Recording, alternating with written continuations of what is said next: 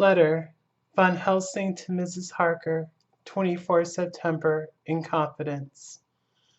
Dear Madam, I pray you to pardon my writing, in that I am so far friends as that I sent to you sad news of Miss Lucy Westenra's death.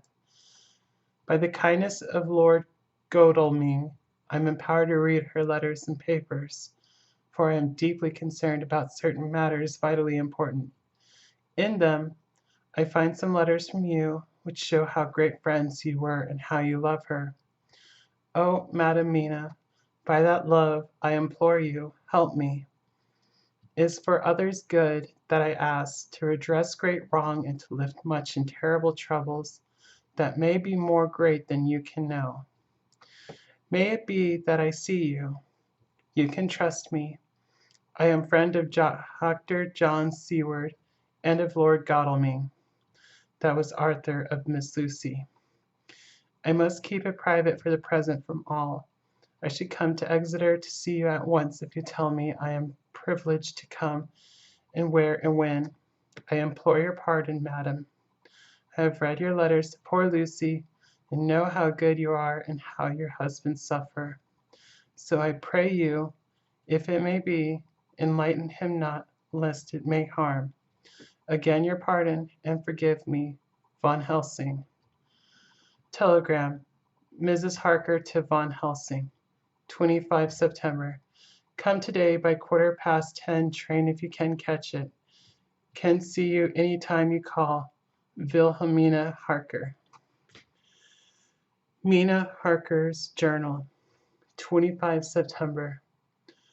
I cannot help feeling terribly excited at the time draws near for the visit of Dr. Von Helsing, for somehow I expect that it will throw some light upon Jonathan's sad experience, and as he attended poor dear Lucy in her last illness, he can tell me all about her.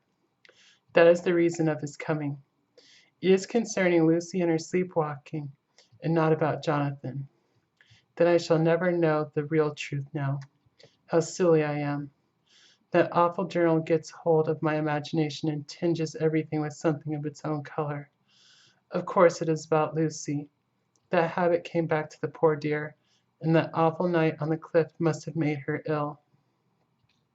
I had almost forgotten in my own affairs how ill she was afterwards. She must have told him of her sleepwalking adventure on the cliff, and that I knew all about it. And now he wants me to tell him what she knows, so that he may understand. I hope I did right in not saying anything of it to Mrs. Westenra. I should never forgive myself if any act of mine, were it even a negative one, brought harm on poor dear Lucy. I hope, too, Dr. Von Helsing will not blame me. I have had too much trouble and anxiety of late, and I feel I cannot bear more just at present. I suppose a cry does us all good at times, clears the air as other rain does.